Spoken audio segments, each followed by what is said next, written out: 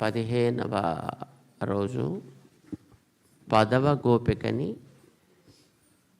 చివరి గోపికని మేల్కొల్పే పాసురం. ஆண்டாள் திருவடிகளே சரணம். ஆண்டாள் திருவடிகளே சரணம். எல்லே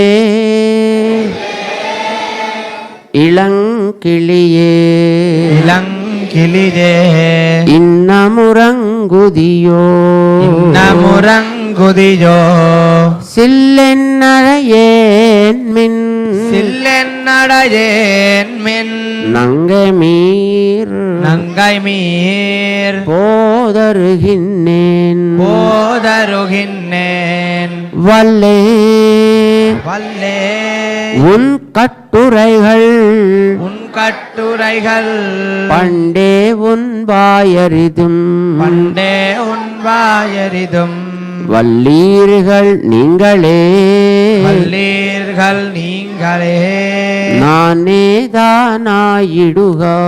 நானேதானாயிடுக ஒல்லை நீ போதாய் ஒல்லை நீ போதாய் உனக்கென்ன வேறுடையை உனக்கென்ன வேறுடையை எல்லாரும் போந்தாரோ எல்லாரும் போந்தாரோ போந்தார் போந்தார் போந்தெண்ணிக்கொள் போந்தெண்ணிக்கொள் வல்லானை கொன்னானை வல்லானை கொன்னாரை மாத்தாரை மாத்தழிக்க வல்லானை மாத்தாரை மாத்தடிக்க வல்லானை மாயனை பாட மாயனை பாட ஏலோரெம்பாவாய் ஏலோரெம்பாவாய். ஆண்டாள் திருவடிகளே சரணம். ஆண்டாள் திருவடிகளே శరణం. ఈ పాసురంలో నిద్ర మేల్కొల్పబడే గోపిక 10వ గోపిక. అంటే ఆండాళ్ తల్లి తనతో పాటు వెంటబెట్టుకుని వెళ్లే గోపికలలో ఆఖరి గోపిక అన్నమాట. అలాగే ఈ పాసురంలోని ఇంకొక గొప్ప విషయం ఏమిటంటే లోపలున్న గోపికకి బయటున్న గోపికకి మధ్య చిన్నపాటి వాగ్వివాదం జరుగుతుంది. అంతేకాదు గమనించండి, సరిగ్గా ఈ పాసురం తిరుప్పావై దివ్య ప్రబంధం మొత్తానికి మధ్య భాగంలో ఉంటుంది. అలాగే ఈ పాసురంలో సరిగ్గా మధ్య పదమైన సునేదా నాయుడుగా అనే పదం చాలా ముఖ్యమైనది. దీని అర్థం ఏంటో తెలుసా? దోషమంతా నాదేలే అని అంగీకరించడం. ఇలా దోషమంతా నాదేలే అని ఆండాళ్ తల్లి అంగీకరించిందట లోపలున్న గోపిక బయటున్న గోపికకి మధ్య సంధి చేయడం కోసం. ఇట్లాంటి భావన మన జీవితంలో ఎంతో ప్రధానమైనది కాదంటారా? కొన్ని సందర్భాలలో మనం ఏ తప్పు చెయ్యనప్పటికీ సర్లే తప్పు నాదేలే అంటూ కలుపుకుంటూ ముందుకు వెళ్ళిపోవడం ఎంతో ఉత్తమమైన విషయం. దీనివల్ల అనవసరమైన వివాదం జరగకుండా మేలే జరుగుతుంది. అయితే అది ఎటువంటి సందర్భం అని ఆలోచించాల్సిన విచక్షణ మనం కలిగి ఉండాలి. ఉదాహరణకు రామాయణంలో భరతుడి విషయమే తీసుకోండి. తాను ఎటువంటి దోషం చెయ్యనప్పటికీ తన తల్లి యొక్క దోషాన్నే తన దోషంగా ఆరోపించుకొని ఎంతో మహనీయుడయ్యాడు కదా. ఇలా చక్కని సందేశాన్ని ఈ పాసురం ద్వారా ఆ ఆండాళ్ తల్లి మనకందిస్తోంది. ఇది 15వ పాసురం యొక్క తాత్పర్యం. జై శ్రీమన్నారాయణ. తిరుప్పావై ప్రబంధంలో ఆండాళ్ తల్లి 10 మంది గోపికల్ని మేలుకొల్పుతున్నారు అని మనం తెలుసుకుంటున్నాం. ఈరోజు చివరి గోపిక. అయితే విశేషించి సామాన్యురాలు కాదు ఈ గోపిక. భగవంతుని పట్ల నిష్ట కలిగింది. ఈ 9 మంది కంటే చాలా గొప్ప ఆవిడ. భగవంతుని యొక్క అనుగ్రహం మనం పొందాలి అంటే ప్రధానంగా మనిషిలో ఉండాల్సిన గుణాలు ఏమిటి అంటే సహనము, ఓర్పు.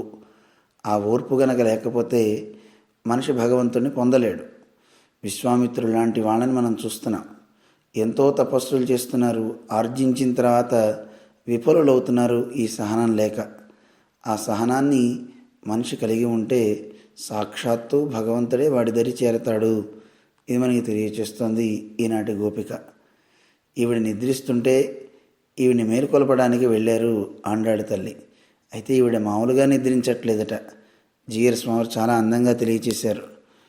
ఈ గోపిక మెలకుగానే ఉంది, అందరి మాటలు వింటోంది.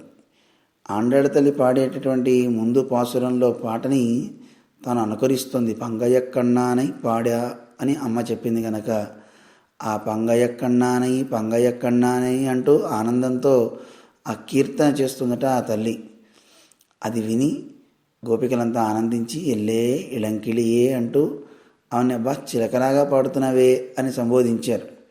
వెంటనే ఆ లోపల ఉన్నవాడికి కొంచెం బాధ కలిగి వెంటనే పరుషంగా ఆవిడ మాట్లాడింది. ఇలా మాట పెరిగింది. అయితే ఎప్పుడైనా భాగవతోత్తములతో వాదన చేయటం అనేది మంచిదే కాదు. మనకంటే జ్ఞానులైన పెద్దలతోనూ వాదన చేయకూడదు. పెద్దలతో చేయొద్దన్నారు కదా అని చిన్నవాళ్ళతో చేయమని కాదు. ఎప్పుడైనా భగవద్భక్తులతో కానీ ఎవరితో కానీ వాదన చేయకుండా ఉండడమే శ్రేయస్కరం. జ్ఞానులతో వాదన చేస్తే మనకే నష్టం, అజ్ఞానితో వాదన చేస్తే కూడా మనకే నష్టం.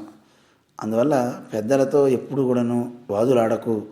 ఇది మనకి తెలియచేస్తుంది. ఒకవేళ నీదే దోషమైనా లేదు కాకపోయినా నువ్వు మాట్లాడకు, అలాగే అని అంగీకరించు.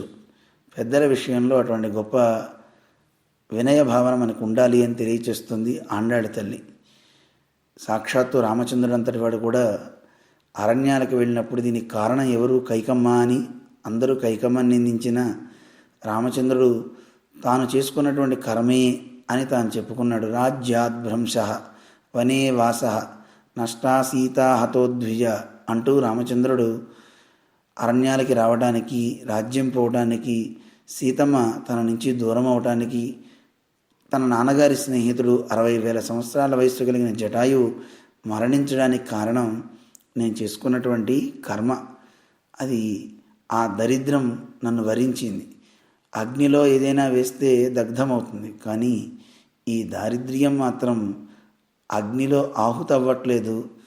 అగ్ని గనక దగ్గరికి వస్తే అగ్నే ఆహుతయ్యే అంత ప్రభావం కలిగింది అని రామచంద్రుడు తనదే దోషంగా చెప్పుకున్నాడు. కానీ ఎక్కడ కైకమ్మ పేరో దశరథుని పేరో ఉచ్చరించల.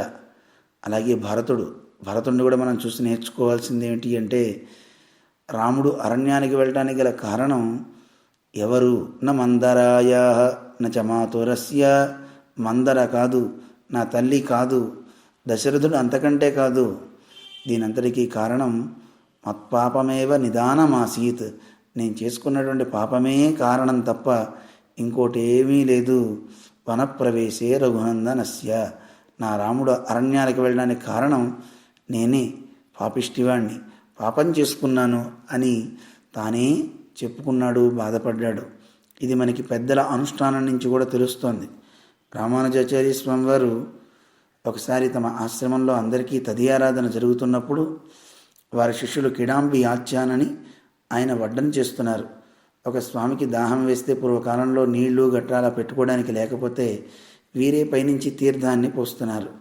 ఆ కిడాంబి ఆచ్యాన్ తీర్థం పోసేటప్పుడు ఆ స్వామికి ఎక్కువగా నీళ్లు పోయడం వల్ల కొరబోయింది, అయినా పోసేస్తున్నారు. వెంటనే రామానుజ వారు గబగబా అక్కడి నుంచి వచ్చి అతన్ని దండించారు. ఏమయ్యా ఇలా చేయొచ్చునా అని. నిజానికి గురువుగారు అలా గనక మనని దండిస్తే వెంటనే మనకు కోపం రాదు. కానీ మహానుభావుడు సాష్టాంగ నమస్కారం చేసి నమ్మాళ్వాళ్ళు చదివే ఒక పాసురంలోని ఒక వాక్యాన్ని చెప్పారట. పణిమానం పిషయామే అడియేనే పడికొండ అన్నారు. స్వామి, నా కైంకర్యం చెడిపోకూడదు, నా స్వరూపం పాడైపోకూడదు, ఈ దాసుణ్ణి తీర్చిదిద్దండి, నా కైంకర్యాన్ని స్వీకరించండి తప్ప నన్ను దూరం చేయకండి అని రామానుజ వారిని ప్రాధేయపడ్డాడు అని అంటున్నారు. అంటే ఏదో చేయి జారి అలా నీళ్లు ఒలిగినా గురువుగారు అలా చేయకూడదు, భాగవతోత్తమం పట్ల జాగ్రత్తగా ఉండాలని తెలియజేశారు రామానుజ వారు. రామానుజాచార్య స్వామి వారు వారి చివరి సమయంలో కూడా మనకి తెలియజేసిన అద్భుతమైన రత్నాలు ఉన్నాయి. శ్రీమద్భాగవతార్చనం భగవత పూజా విధేరుత్తమం. భగవంతుణ్ణి ఆరాధించడం ఎంత ముఖ్యమో అంతకంటే గొప్పది తదీయులైన భక్తుల్ని ఆరాధించడం. భగవంతుని పాదతీర్థం కంటే వైష్ణవోత్తములైనటువంటి భక్తుల పాదతీర్థం ఇంకా గొప్పది అని ఇలా అనేక రకాలుగా మనకి తెలియజేసి రామానుజ వారు వారి పట్ల చాలా జాగరూకతతో ఉండండి, ఎట్టి పరిస్థితుల్లోనూ పరుషంగా మాట్లాడకండి అని తెలియచేశారు. ఈనాటి పాసురం కూడా మనకు అదే తెలియచేస్తోంది. భాగవతోత్తముల పట్ల మంచి బుద్ధి కలిగి ఉండాలి. అలాంటి గర్వం గనక మనకు ఏదైనా ఉన్నట్లయితే, అహం ఉన్నట్లయితే, ఆ అహాన్ని తొలగించేవాడు సర్వేశ్వరుడు. ఆయన బలిష్టమైనటువంటి ఏనుగును కూడా సంహరించినవాడు, కువలయాపీడనాన్ని. ఆయన్ని స్మరిద్దాం. మాయన్, గొప్ప ఆశ్చర్యచేష్టితాలు కలిగిన ఆ స్వామి మనలో ఉండే అహంకారాన్ని అన్నిటినీ దూరం చేస్తాడు అని తెలియచేస్తుంది అమ్మ ఈ పాసురంలో. జై శ్రీమన్నారాయణ.